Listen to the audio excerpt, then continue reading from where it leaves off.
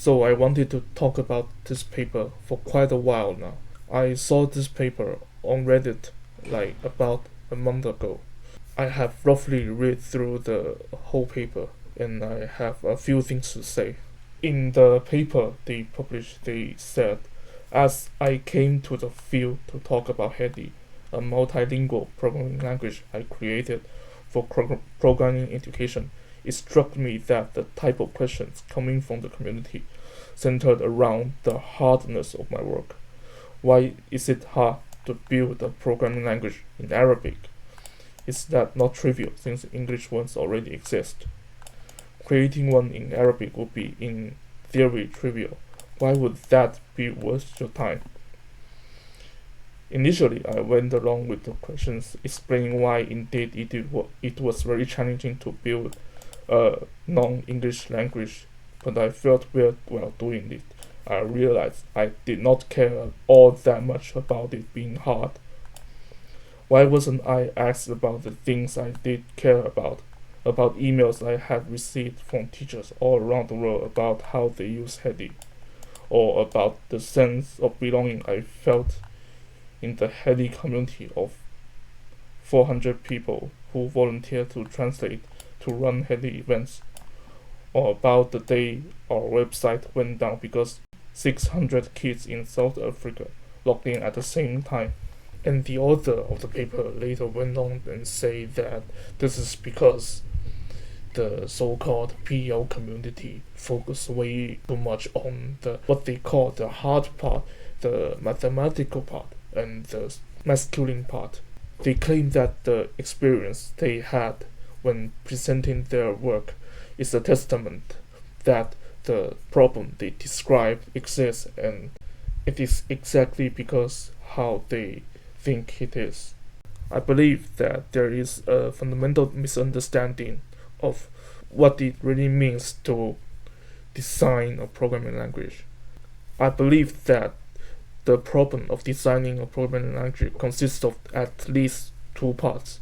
One part of it is the more mathematical part, which we often call it the programming language theory, and the other part, which is obviously the author of the paper focused more on, that part should be classified as a subproblem under the research of human-computer interface. People forget about this because people often forget about the fact that programming languages are also a kind of computer interface. To support my argument, I will describe this one example. There is a small programming language called Flow, designed in the early 70s. It is the same as the work the authors of the paper did. It is designed to let people to learn how to write programs. If you read through the example listed on Wikipedia, you can get a feel of what the language is. It is very similar to early forms of BASIC. So now my problem is this language valuable? Is this effort valuable? My answer is yes. Why? Because there is one very specific feature of the original implementation of Flow.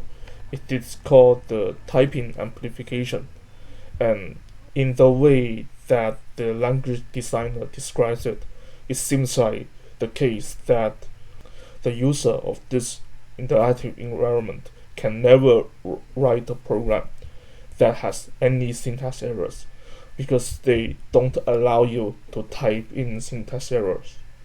And in this sense, you can argue that it is one of the grandparents of Scratch.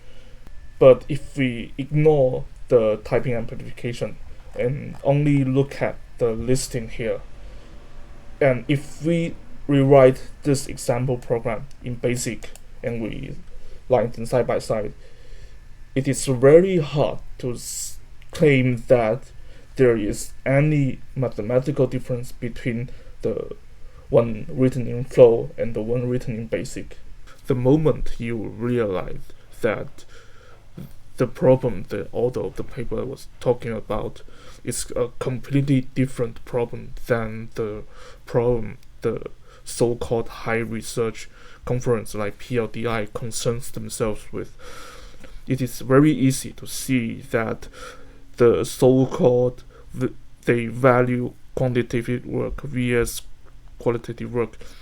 That those kind of argument really don't stand, because it is not one kind of research being treated differently. It is two kinds of research. The reason why the thing the author didn't get so much reception when it was presented to the probably the more mathematical leaning part of the so-called peer community, it is exactly because they knew that it is a different kind of problem.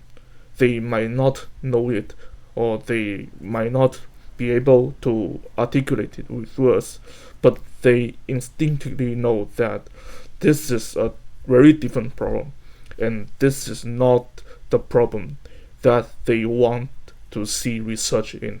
Of course, the research itself is valuable, but it is not what they are focusing on. So when you realize that the issue they describe, the so-called gender issue they describe, that they thought they need feminism to solve it, never truly exists in the first place. At the very least, the problem didn't exist in the way the authors described it to be, and they didn't exist in for the reason the authors make it out to be.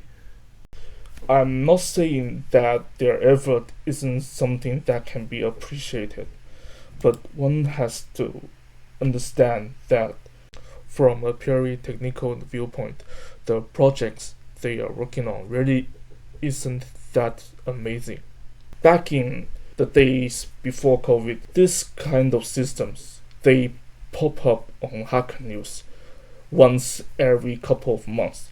They are the kind of things that programmers with a little bit of knowledge in their brain would tend to make on their spare time.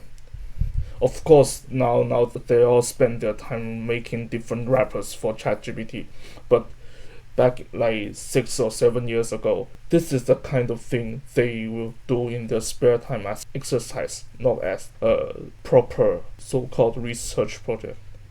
There is also this one thing I don't like about this paper. They said that currently we focus too much on the hard things, on the mathematical things, and then they turn around and say that we focus on the masculine things. I never believed that there is anything masculine about math itself. It feels very weird to me just because some woman in the field did something that is not accurately in the field, and when they get called out for it, they immediately write another paper and say that this is because some kind of weird implicit masculinity. I never believed math is a man thing, and I don't think that calling the hard thing, the hard math, a masculine thing can help the representation of women in the STEM field. I think by calling everything masculine, you are doing the exact opposite. And that's all I have to say for now. And I will not comment on Hedy itself, not because I don't have the expertise, but because of the simple fact that they went and did the thing while I didn't. If you have any opinion on this topic, comment in the comment section below. Alright, that's it for now.